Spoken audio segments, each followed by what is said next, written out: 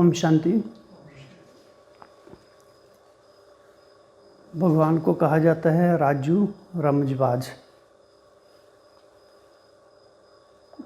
अर्थात किसी भी कार्य को बहुत युक्ति युक्त तरीके से करना या करवाना या किसी से निकलवाना।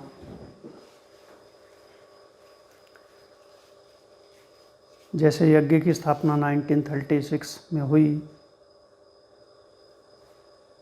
तो शुरू में बाबा ने बच्चों को बहुत बहलाया और कई सारे सपने दिखाए कि स्वर्ग आया कि आया, अगली दिवाली नहीं आएगी। अगर बाबा उस दिन उसी में अगर कह देते कि यज्ञ तो अभी 100 साल चलना है तो शायद बच्चे हार्ट फेल हो जाते कि इतनी समस्याएं आएंगी, ऐसी समस्याओं का सामना करना पड़ेगा, इंसल्ट होगी, समाज उंगली उठाएगा, पिकेटिंग होगी, घरों में आपको सुनना पड़ेगा, मार खानी पड़ेगी। हाँ जी, सिंध हैदराबाद छोड़ना पड़ेगा, रिश्तेदार छोड़ने पड़ेंगे, बहुत मुसीबतें सामने आएंगी, खाने को नहीं मिलेगा। तो शायद उस हाँ जी बैगरी पार्ट आएगा। तो अगर पहले ही किसी का जो लक्ष्य है बहुत ऊंचा है और उसको कह दिया जाए कि ये मुश्किल अचीव करना है और इसको बहुत टाइम लगेगा, तुम्हारे बस की बात नहीं है, तुम कौन से खेत की मूली हो, तो पहले से डिसऑर्डर्ड हो जाएगा कोई। लेकिन बाबा राजू रमजबाज है, युक्ति युक्त तरीके से हमें इस पुरुषार्थ के मार्ग पर कैसे सहज अनेक प्रकार की युक्तियां बताते हुए दिन प्रतिदिन हमें आगे ले जाते रहते हैं। इतना लंबा सफ़र यज्ञ का है। आज भी यज्ञ के आदि रत्न हैं, आज भी उनमें वो उमंग सा बरकरार है, आज भी उनमें वो पुरुषार्थ की एक कस का लगन है, तड़फ है अभी भी। तो अनेक प्रकार की युक्तियां रच के बाबा ने कैसे यज्ञ को इतना लंबा समय तक चलाया है। तो ऐसे ब्राह्मण जीवन में भी अनेक प्रकार की बाधाएं आती हैं, रुकावटें आती हैं, लेकिन जहाँ लगन है, जैसे कल के प्रश्न उत्तर में था, जहाँ लगन है वहाँ विघ्न ठहर नहीं सकते।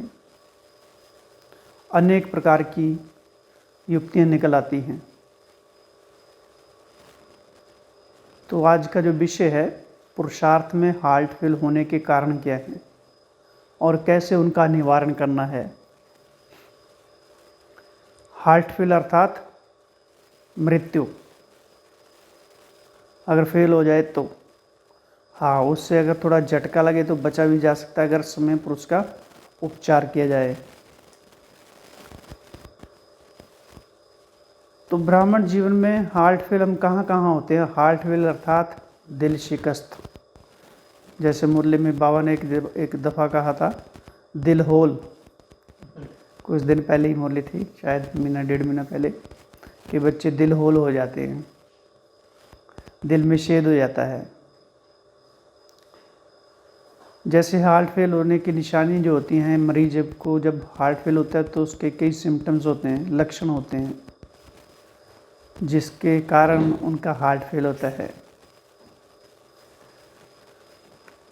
जैसे बीपी हाई जो हो जाता है तब हार्ट फेल होने की संभावना रहती है, लो हो जाता है तब भी होता है।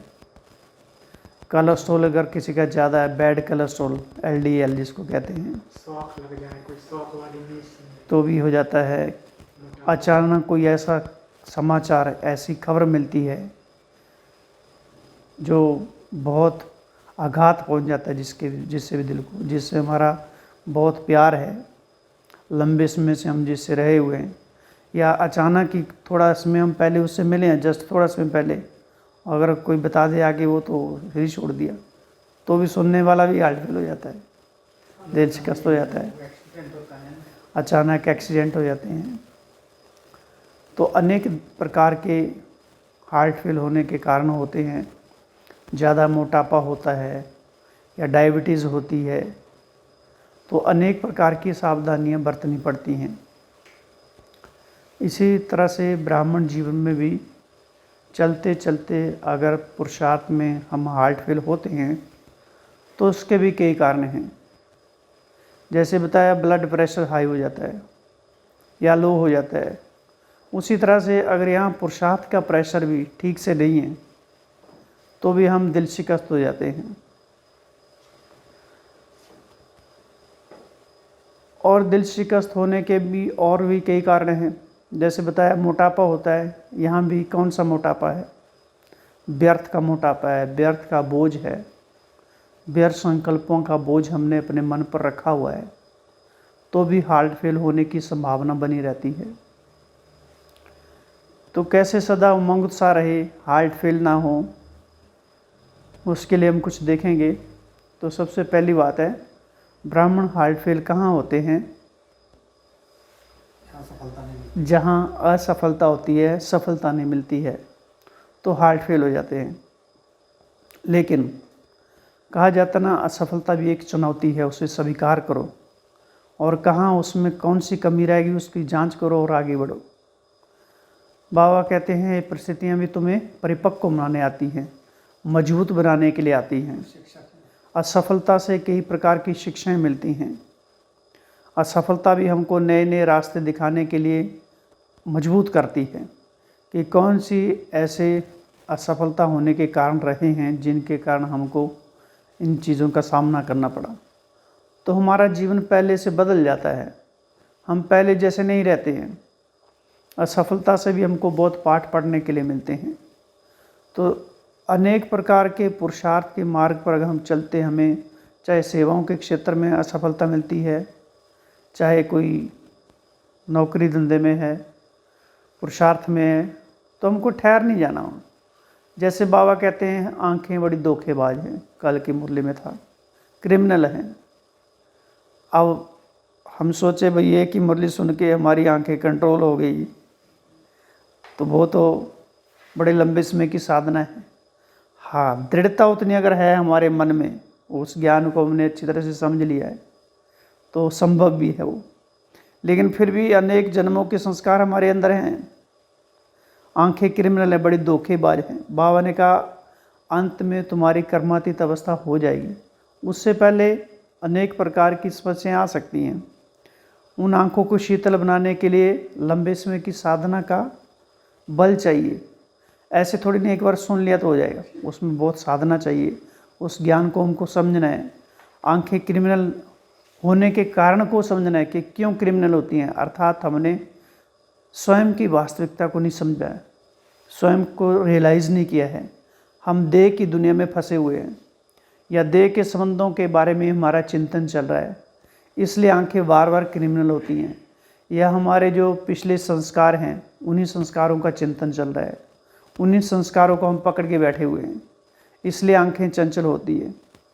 जो देह के अंदर छिपी हुई मणि है, जिसके अंदर अनेक प्रकार की विशेषताएं हैं, क्वालिटीज़ हैं, उनके बारे में हमारा चिंतन नहीं चल रहा है, तो हमारी आंखें क्रिमिनल होती हैं। तो एक ही पॉइंट है, बाबा तो बोल के चले जाते हैं, अब सारा दिन उसके ऊपर काम करना हमारा फर्ज होता है, हमारा कर्तव्य होता है।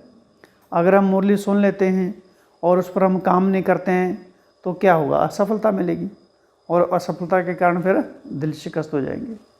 इसलिए बाबा कहते, चिंतन करो।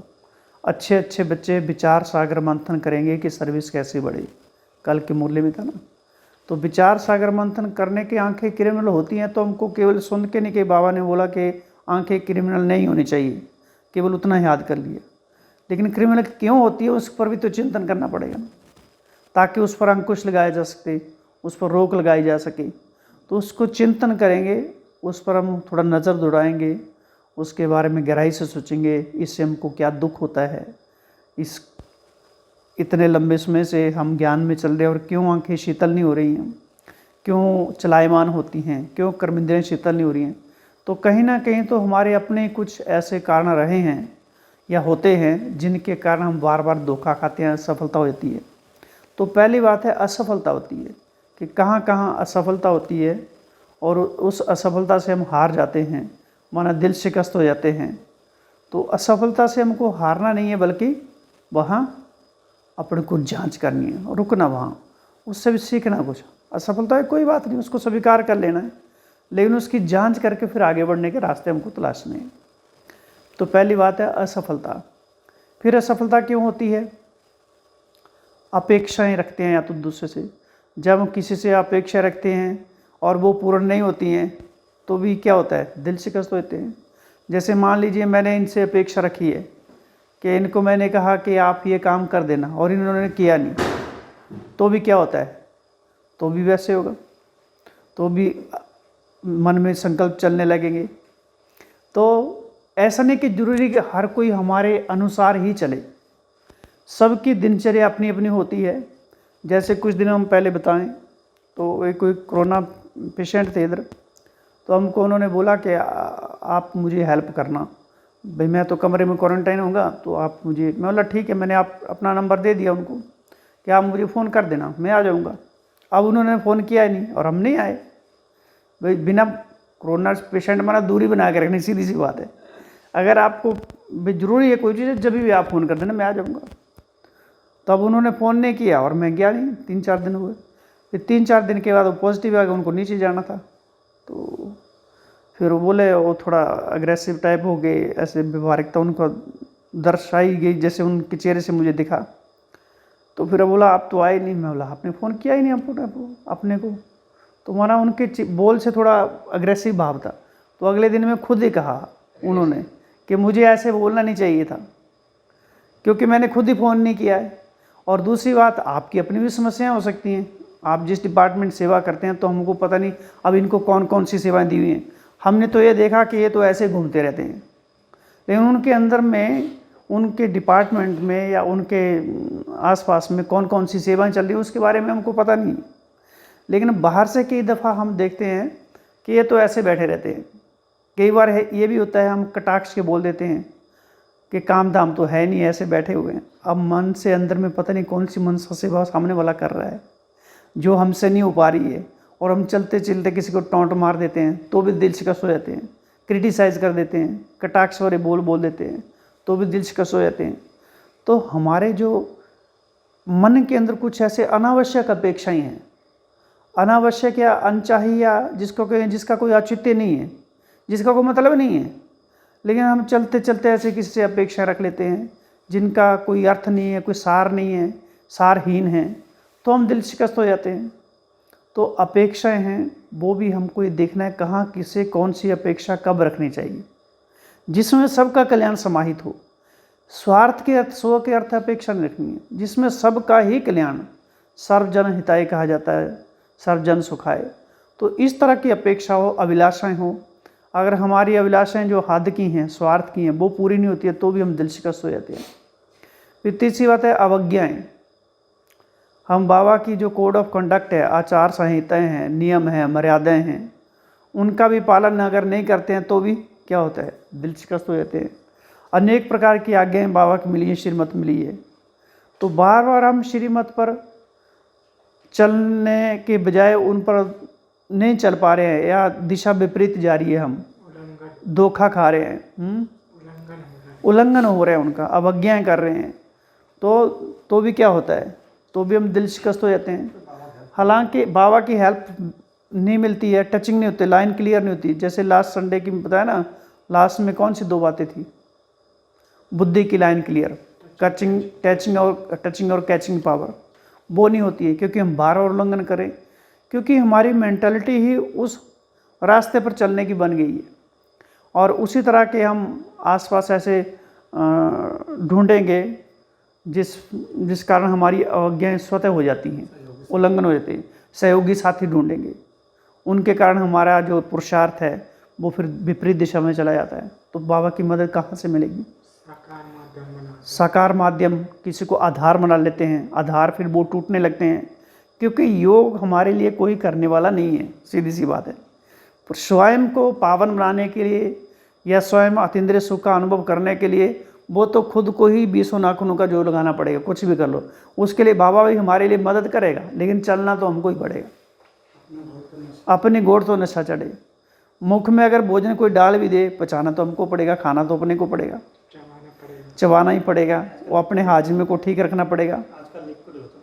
आज के लिक्विड भी होता है, लेकिन वो अंदर भी सिस्टम काम करे तभी तो लिक्विड काम करेगा। अंदर का सिस्टम डेड हो जाए तो लिक्विड भी किस काम का। तो बाबा कहते हैं विचार सागर मंथन कर, अनेक प्रकार का जो कहते तवा टू मौत, गरम गरम भोजन। अब भोजन तो गर्मा गर्म है, लेकिन खाने की ताकत ही नहीं, तो वो गर्म भोजन भी क्या काम करेगा। तो अनेक प्रकार की अवज्ञाएँ हमारे से हो जाती हैं, तो भी हम दिल शिकस्त हो जाते हैं। अपेक्षाएं पूरी नहीं होती हैं, अनेक प्रकार की इच्छाएं पूर्ण नहीं होती हैं, असफलता होती है, आधार जो हिलने लगते हैं, जिसको हमने आधार बना के रखा हुआ है कि ये व्यक्ति समय पर हमको काम में आएगा, इसे हमको बना के रखना चाहिए, उससे आगे पीछे घूमना चाहिए। क्वारंटाइन में हिलेगा ही ना आधार। क्वारंटाइन में बहुत कुछ सिखा दिया। क्वारंटाइन का बहुतों ने फ़ायदा भी लिया उसका, है ना। हमने तो देखा है। दूसरी बात, सबसे बड़ी बात है, मनोबल बहुत मजबूत होना चाहिए। हमने मधुबन में देखा है, कई ऐसे भाई बहनें हैं, बुजुर्ग हैं, लेकिन मनोबल बहुत मजबूत है उनका। और सामने प्रत्यक्ष उदाहरण है, चलना नहीं होता है, लेकिन फिर भी 3:30 बजे उनको उठ के चढ़े हुए हैं। कौन से? हमारे कुमद बहन जी, मानना पड़ेगा उनका। 2 बजे निकलती हैं, 2 बजे निकल जाते हैं, 1 घंटा लगता है। और रात को भी 10, ऐसा नहीं जल्दी सो जाएंगे, गुड नाइट करके जाते हैं उधर से। कितनी बड़ी बात है।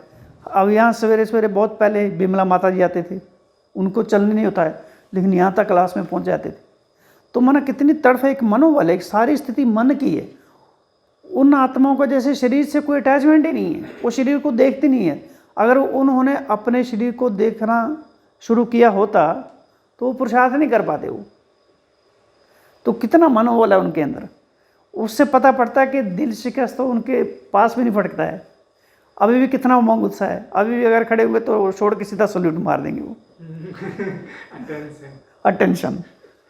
तो कुमुद बहन, डॉक्टर कुमुद, तो देखो, अच्छा हैं जी, चल नहीं पाते हैं, फिर भी वो देखो कितना है, क्लास कराने बैठ जाएंगे, योग करा दे। तो कितनी बड़ी बात है। ऐसे हम अपनी दादियों को देखते हैं, कितनी एज होगी उनकी, लेकिन फिर भी उमंग उत्साह कितना है, उमंग उत्साह का प्रश्न कितना है।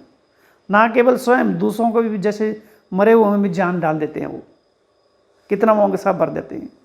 मीटिंग हुई थी, दादी 3 घंटे लगातार बैठी तो हाँ 3 घंटे, बताइए कम बात है। इस एज में भी 3 घंटे बैठना कितनी बड़ी बात है। 10 बजे से करीबन 1 बजे तक चली थी, 1:30 बजे। हाँ, तो मनोबल बहुत बड़ी चीज़ है।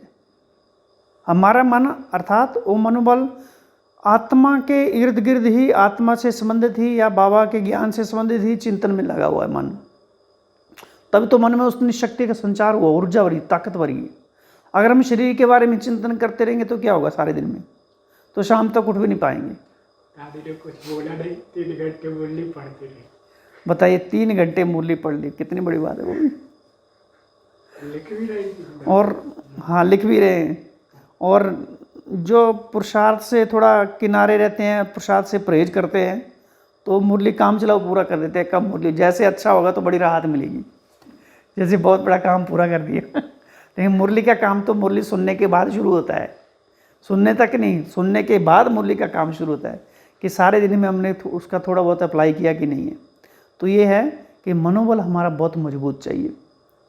तो मनोबल कम होता है तो हम दिल शिकस्त होते हैं, अपेक्षाएं पूरी नहीं होती तो दिल शिकस्त होते हैं, असफलता होती है तो दिल शिकस्त होते हैं। हाँ, फिर कभी कभी बीमारी आक्रमण करती है तो दिल शिकस्त हो जाते हैं। सोचते हैं ये बीमारी भगवान का बनने के बाद ही मुझे क्यों आ रही है। जो लोग काम खराब कर रहे हैं संसार में, वो ठीक ठाक घूम रहे हैं और हम भगवान के बन गए हैं तो बीमारी आ रही है। और लोग फिर कटाक्ष भी करते हैं संसार में ऐसे कि आप तो, हम बोलते हैं हमको भगवान मिल गया है, और आपकी क्या दुर्दशा होगी भगवान मिलने के बाद।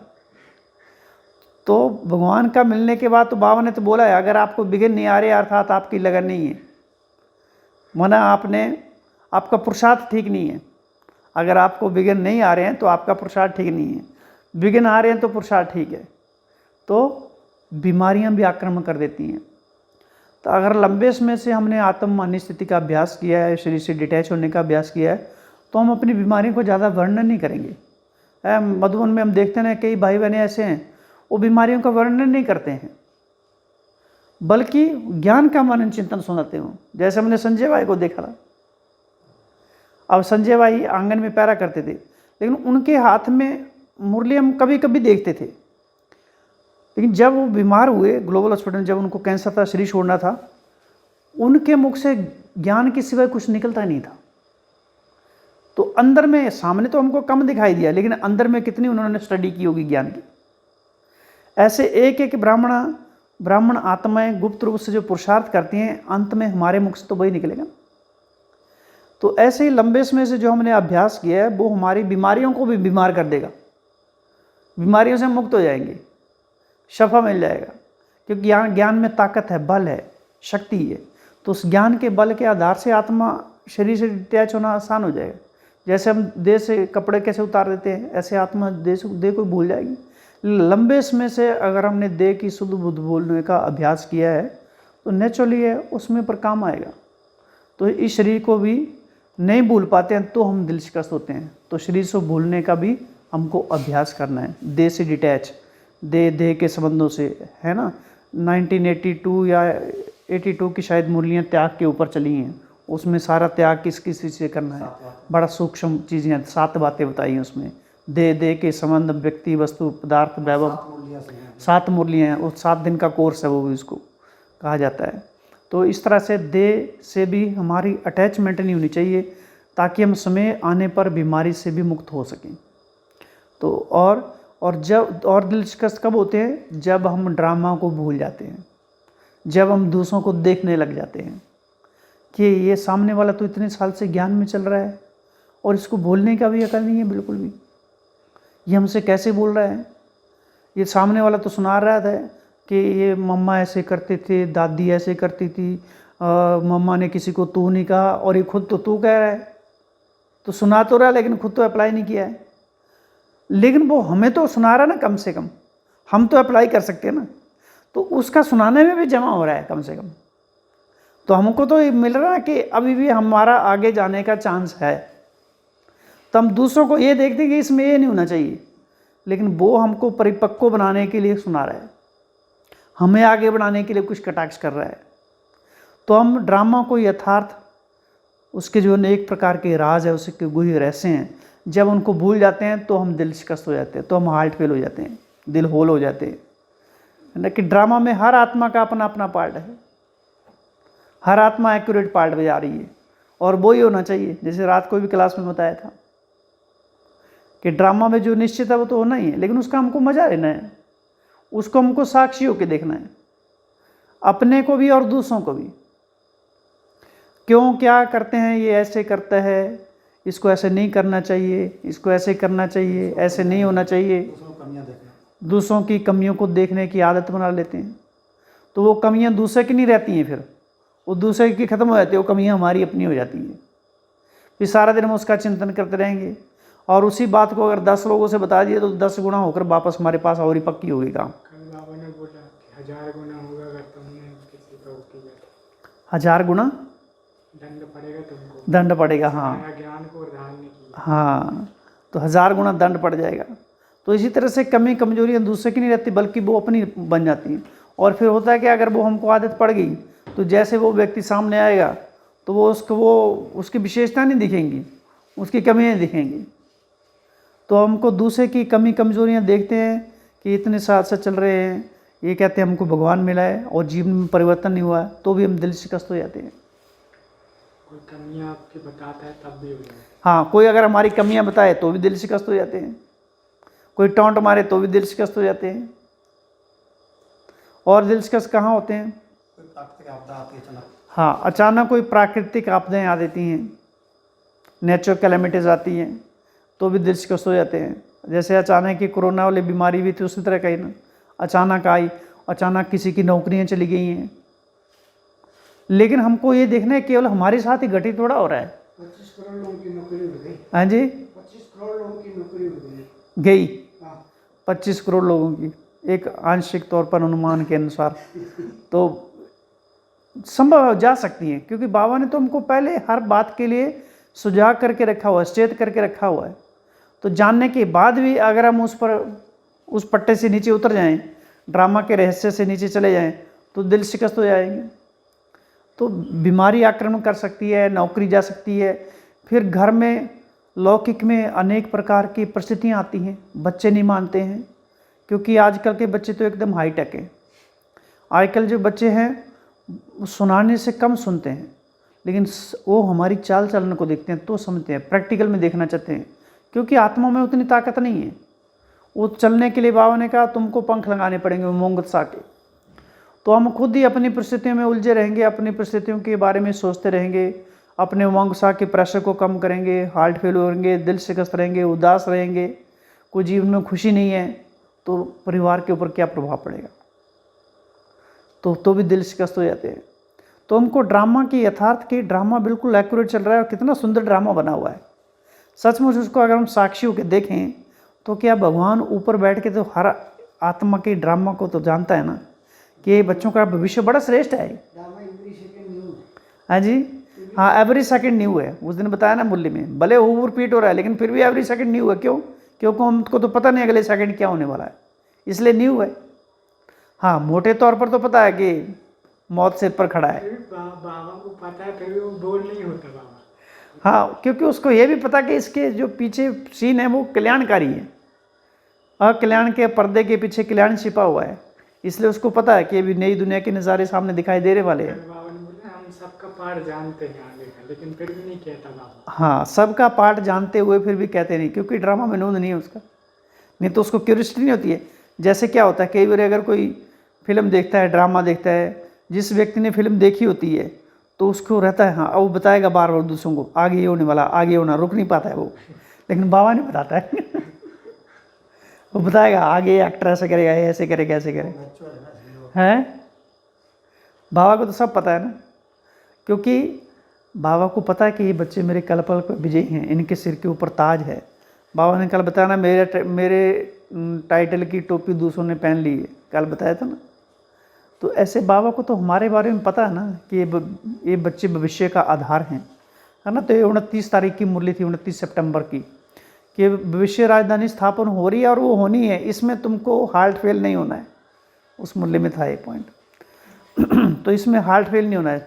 आज था ना कि तुम्हें सारे संसार को परिस्थान बनाना है। अब बताइए परिस्थान, एक को परिस्थान नहीं बनाना है। बाप ने आपको हाथ दिया, आप औरों को हाथ दो। हाँ, बाप ने आपको हाथ दिया, आपका कर्तव्य औरों को हाथ देना, डूबते हुए को उस पार ले जाना है, वो खेवैया है। तो अब बताओ 1936 में बाबा ने बोला तुम्हें सारे संसार का कल्याण करना है। आपसे बोला था घेर लो, तुम घेरा डालो। हाँ, घेराव डालो, घेराव डालो। तो एक एक आत्मा को परिस्थानी बनाना है, कितना बड़ा काम है।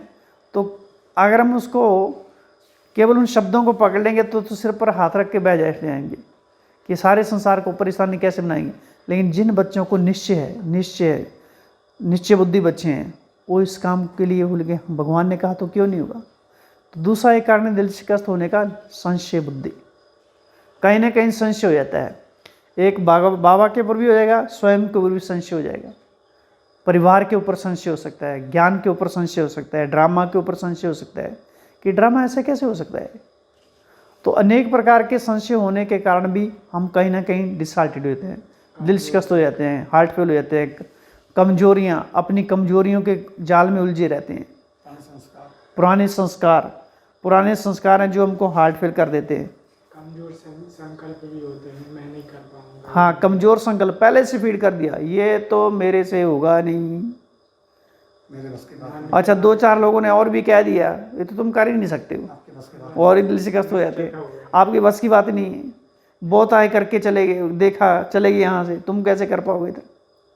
तो ये जीवन में आती हैं छोटी मोटी बातें, लेकिन जिसने सिर पर कफन बांध लिया है, करना ही है, मंजिल पर पहुँचना ही है, तो उसके सामने कुछ भी बात आ जाए, कितना भी बड़ा पहाड़ आ जाए, लेकिन वो सेकंड में क्रॉस कर लेगा उस, क्योंकि कहा जाता है जिसका साथी भगवान उसको क्या करेगा तूफान। तो अपने हम दिल में दिलाराम बाप को बसा के रखेंगे तो हमारा दिल बहुत सुरक्षित रहेगा। कौन सा दिल? ब्राह्मण जीवन में पुरुषार्थ का दिल, जहाँ हार्ट फेल नहीं होगी। इसलिए बाबा कहते हैं सच्चे दिल पर साध राजी। कहीं ना कहीं हम बाबा से अगर सच्चाई सफाई के साथ प्रस्तुत नहीं होते हैं, पेश नहीं होते हैं, तो भी हम दिल शिकस्त हो जाते हैं, क्योंकि कहीं ना कहीं हमको हमारी अपनी कमियां खाती रहती हैं। दिल शिकस्त का होने का कारण यही भी है कि हम सुना तो रहे हैं, सुन भी रहे हैं, लेकिन हम अपनी कमी कमजोरी को नहीं छोड़ पा रहे हैं। बाबा ने कहता ना, बाबा ने कई बार कहा है कि कोई एक ही कमी होती है विशेष, जिसके कारण पुरुषार्थ नहीं होता है। हर आत्मा में कोई एक ही कमी होगी जो हमको आगे नहीं बढ़ने दे रही है, जिसने हमारे पुरुषार्थ को रोके रखा हुआ है।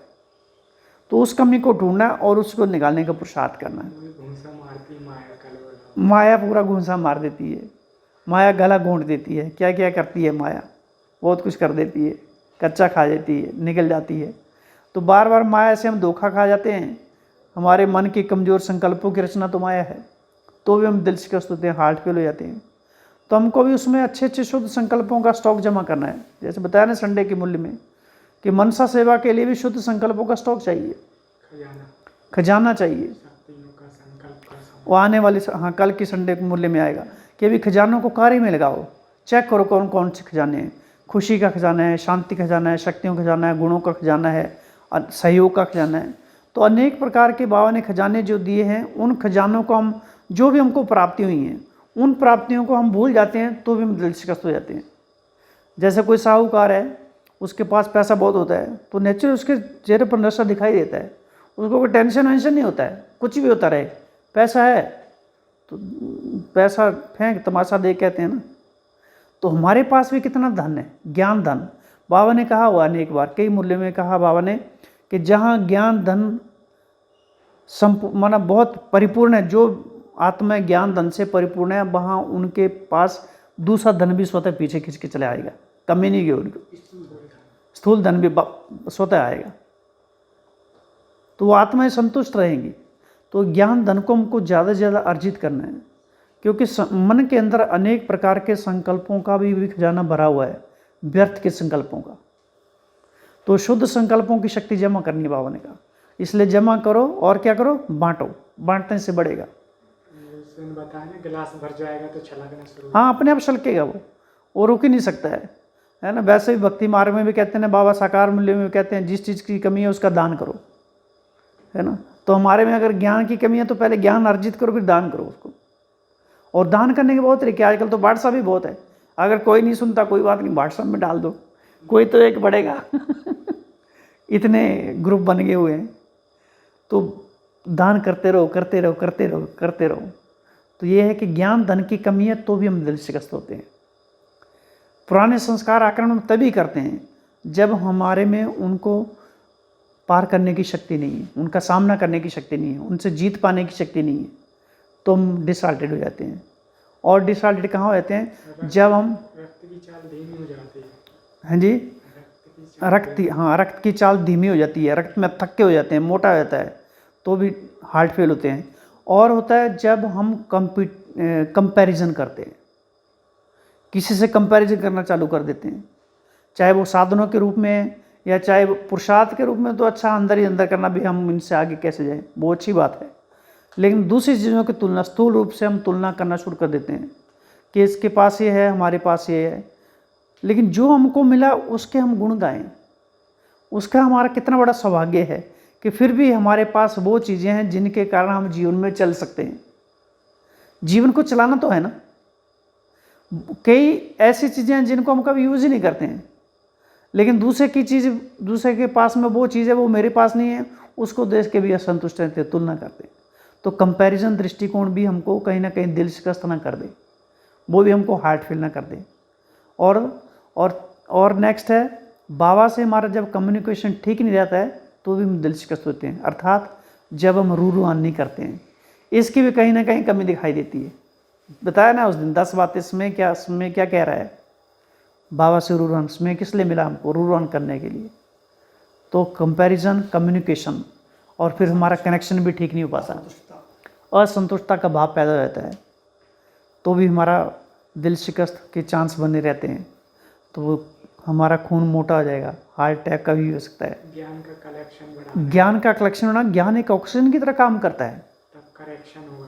बाबा ने तब करेक्शन होगा। बाबा ने कहा ज्ञान की बूंद हमेशा टपकती रहनी चाहिए। Collection, correction, connection. Collection, correction और फिर कनेक्शन होगा। पहले हम ज्ञान को कलेक्ट करेंगे, फिर स्वयं की करेक्शन करेंगे और हमारा कनेक्शन लग जाएगा। और कनेक्शन लग गया तो फिर सीधा पार हो जाएंगे हम। और दिल शिकस्त क्यों होते हैं विठल भाई? अचानक टॉपिक मिल जाता है। हाँ, फिर एक है बीती बातों को हम पकड़ के बैठते हैं।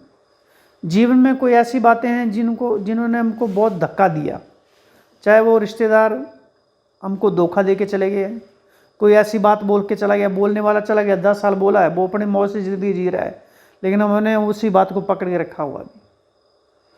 चाहे अपने जीवन की जो बताया असफलता जो हो गई ना, कल वाली बात भूल जाने की है। कल हमारा मान लो किसी से टकराव हो गया, अब हो गया तो हो गया, काम खत्म हो गया, उसमें क्या करने का। अब जो उसको तो हम कुछ कर नहीं सकते, उसको भगवान भी कुछ नहीं कर सकता है, वो तो बीत चुका है हमारे हाथ से। अब सांप निकल चुका है और लकीर को हम पीटते रहे तो उसमें कोई तो फायदा नहीं है। चीता आके चला गया, उसको बार बार देखते रहे, उसे कुछ होने वाला थोड़ा नहीं है, वो तो आगे चला गया। तो जो बात बीत गई वो बीत गई, लेकिन फ्यूचर के हम सतर्क नहीं। वो अपने काम करके चला गया। वो अपना किसी को खा पी के भी चला गया है, वो अपना पेट भर के बैठा हुआ है जंगल में। तो इसी तरह से बीती बातों को पकड़ के नहीं बैठ जाना। स्वयं के साथ भी कुछ भी होता है, उठो और फिर चलो, उठो और फिर चलो, उठो और फिर चलो। आखिर तो भगवान भी रहम दिल ही है ना। कल था ना, तुम रहम दिल बाप के बच्चे मास्टर रहम दिल हो, तो उसको रहम क्यों नहीं आएगा? वो है ही रहम का सागर है, उस तो आएगा ना। इतने साल से इतने समय से बच्चा लगा हुआ है, पूरा 20 नाखनों का जो लगा के लगा हुआ है, कुछ नहीं हो पा रहा है, आखिर तो उसको अवतारित होना पड़ेगा, आगे खड़ा हो। और वो होता भी है अवतारित, वो तो अंग संग उसकी अनुभूति होती है। जब हम अपने ऊपर थोड़ा सा भी अटेंशन रखते हैं, बीती बातों को भूल जाते हैं, और बीती बातों को भूलने की वो ताकत देता है। फिर बिना उसकी ताकत के, बिना मदद के कुछ होने वाला नहीं है। बाबा ने कहा कि तुम लगे रहो पुरुषार्थ में, चाहे कुछ हो चाहे ना हो, लेकिन शाम को तुम्हारी स्थिति सही हो जाएगी, गारंटी देता हूँ। हाँ, गारंटी देता हूँ। तुम सारा दिन लगे रहे हो, पुरुषार्थ में लगे रहो, शाम तक स्थिति हो जाएगी, रिकवरी हो जाएगी, रिकवरी हो जाएगी। उस दिन बताया था ना मुरली में, मुरली का लास्ट पैराग्राफ था पिछले संडे को, 3-4 बार मुरली पढ़ो, कोई ना कोई आपको उसमें विधि मिल जाएगी, कुछ ना कुछ टचिंग हो जाएगा। तो एक ऑक्सीजन है, मन एकाग्र हो जाएगा। तो ऐसे दिल शिकस्त होने के अनेक प्रकार के कारण हैं, हार्ट फेल होने के कारण। तो हमको इस ब्राह्मण मार्ग में किसी भी हालत में, स्वप्न में भी हार्ट फेल नहीं होना है। हार्ट ही भगवान को दे देना है, फेल होने की जरूरत ही नहीं होगी। दिल में दिलाराम को बसा के रखो ना, क्यों फिर फेल होगा वो। और सच में वो हार्ट, अगर हमारा दिल के इस शरीर का भी हार्ट कमज़ोर है, अगर इस हार्ट में भगवान को बिठा लेंगे तो ये भी ठीक हो जाएगा। और होता है सचमुच। बीमारियां राजयोग से ठीक होती हैं, लेकिन उनका हम वर्णन नहीं करें। स्वयं के ऊपर जो भी हमारे अंदर छोटी मोटी सूक्ष्म बीमारियां, स्थूल बीमारियां भी हैं शरीर की, उनके हमको स्वयं प्रयोग करना है, करते जाना। और मन में बहुत शक्ति है, जो हम दादी जानकी में देखते थे ना, अभी अभी बीमार है, अभी भी क्लास कराने आ जाते थे। डॉक्टर लोग भी अचंभा करते थे, हैरान होते थे, ये क्या है, इतने साल की दादी है। और बीमारियां, हालांकि बीमारी जाती थोड़ी थी, लेकिन मनोबल इतना मजबूत कि बीमारी ऊपर हावी हुई नहीं। दादी जानकी तो ऐसे लगते जैसे उन्होंने स्वेच्छा से शरीर छोड़ा हुआ है। तो उसी तरह से ज्ञान एक है, ज्ञान एक संजीवनी बूटी की तरह है, जो हमारी बीमारियों को भी ख़त्म कर देता है, स्थूल बीमारियों को भी। तो ऐसे हमको खुद देखना है, एक स्वयं में लिस्ट बनानी है सारे दिन का, यही होमवर्क, कि हम सारे दिन में कहाँ कहाँ हार्ट फेल होते हैं, उसका चिंतन करना है, जांच करनी है, और उससे हमको मुक्ति पानी है। अच्छा, ओम शांति।